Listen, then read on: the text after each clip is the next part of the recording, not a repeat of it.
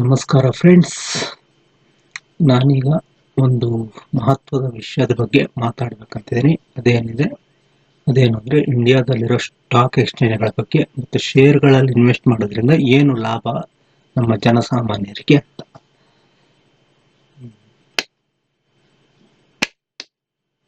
ಏನು ಲಾಭ ಇದೆ ಅಂತ ಮಾತಾಡ್ತಾ ಇದ್ದೀನಿ. ಶೇರ್ ಮಾರ್ಕೆಟ್ ಅಂದರೆ ಇದೊಂದು ಲಾಂಗ್ ಟರ್ಮ್ ಇನ್ಸ್ಟ್ರೂಮೆಂಟ್. ಶೇರ್ಗಳು, ಒಂದು ಕಂಪ್ನಿಯ ಶೇರ್ಗಳನ್ನ ಕೊಂಡ್ರೆ ಆ ಕಂಪ್ನಿಯ ಬಿಸ್ನೆಸ್ನ ಒಂದು ತುಂಡ ನೀವು ಕೊಂಡ್ಕೊಂಡಂಗೆ. ಆ ಕಂಪ್ನಿ ಬೆಳೆದಂಗೆ ನಿಮ್ಮ ಹತ್ರ ಇರೋ ಶೇರ್ಗಳ ಬೆಲೆನೂ ಏರ್ತಾ ಹೋಗುತ್ತೆ. ಶೇರ್ಗಳಲ್ಲಿ ಇನ್ವೆಸ್ಟೂ ಮಾಡ್ಬೋದು, ಟ್ರೇಡಿಂಗೂ ಮಾಡ್ಬೋದು. ಇನ್ವೆಸ್ಟ್ ಅಂದರೆ ದೀರ್ಘಾವಧಿಗೆ ನಮ್ಮ ಸಂಪತ್ತನ್ನು ಬೆಳೆಸೋದ್ರಿಂದ. ಟ್ರೇಡಿಂಗ್ ಅಂದರೆ ಅಲ್ಪಾವಧಿಗೆ ನಮ್ಮ ದೈನಂದಿನ ಖರ್ಚುಗಳ ಅಗತ್ಯತೆಗೋಸ್ಕರ. ಅಂದರೆ ಟ್ರೇಡಿಂಗ್ ಅಲ್ಲಿ ರಿಸ್ಕ್ ಜಾಸ್ತಿ. ರಿಸ್ಕ್ ಮ್ಯಾನೇಜ್ಮೆಂಟ್ ಕಲಿತಲ್ಲೇ ನಾವು ಟ್ರೇಡಿಂಗ್ ಮಾಡಬಾರ್ದು. ಇನ್ವೆಸ್ಟ್ಮೆಂಟ್ ಅಲ್ಲೂ ರಿಸ್ಕ್ ಇರುತ್ತೆ, ಆದರೆ ಲೋ ರಿಸ್ಕ್. ಇನ್ವೆಸ್ಟ್ಮೆಂಟು ನಮ್ಮ ರಿಟೈರ್ಮೆಂಟಿಗಾಗಲಿ ಅಥವಾ ಮಕ್ಕಳ ಎಜುಕೇಷನ್ಗಾಗಿ ಮಾಡೋದು.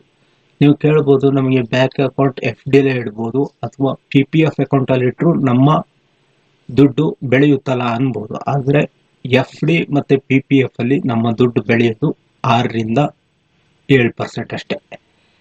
ಆದರೆ ಸ್ಟಾಕ್ ಎಕ್ಸ್ಚೇಂಜ್ ನಾವು ಫಂಡಮೆಂಟಲ್ ಅನಾಲಿಸಿಸ್ಸು ಮತ್ತು ಸ್ಟಾಕ್ಗಳ ಬಗ್ಗೆ ಎಲ್ಲ ತಿಳಿದು ಇನ್ವೆಸ್ಟ್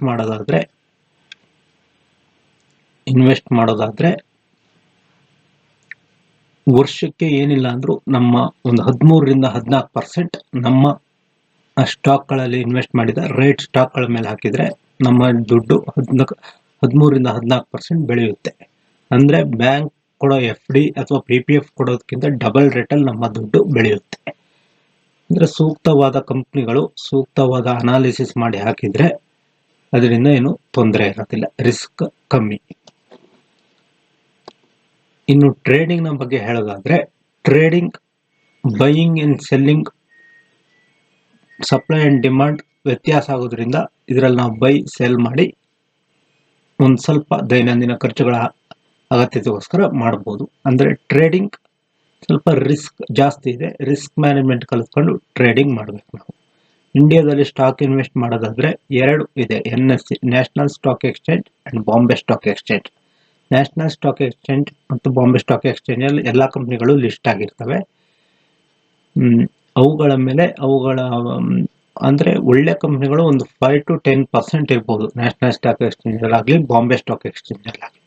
ಅದರಿಂದ ಸೂಕ್ತ ಅನಾಲಿಸಿಸ್ ಮಾಡಿ ಆ ಕಂಪ್ನಿಗಳಲ್ಲಿ ನ್ಯಾಷನಲ್ ಸ್ಟಾಕ್ ಎಕ್ಸ್ಚೇಂಜ್ ಅಲ್ಲಿರೋ ಅಥವಾ ಬಾಂಬೆ ಸ್ಟಾಕ್ ಎಕ್ಸ್ಚೇಂಜ್ ಸೂಕ್ತ ಕಂಪ್ನಿಗಳನ್ನು ಆಯ್ಕೆ ಮಾಡ್ಕೊಂಡು ಇನ್ವೆಸ್ಟ್ ಮಾಡಿದ್ರೆ ನಮ್ಮ ದುಡ್ಡು ರಿಟೈರ್ಮೆಂಟಿಗಾಗಲಿ ಒಂದು ಫಂಡ್ ಅನ್ನು ಕ್ರಿಯೇಟ್ ಮಾಡ್ಬೋದು. ರಿಟೈರ್ಮೆಂಟಿಗಾಗಲಿ ಅಥವಾ ಮಕ್ಕಳ ಎಜುಕೇಷನ್ಗಾಗಲಿ ಒಂದು ಫಂಡ್ ಅನ್ನು ಕ್ರಿಯೇಟ್ ಮಾಡ್ಬೋದು. ಇದಿಷ್ಟು ಸ್ಟಾಕ್ ಮಾರ್ಕೆಟ್ ಕ್ಲಾಸ್ 1.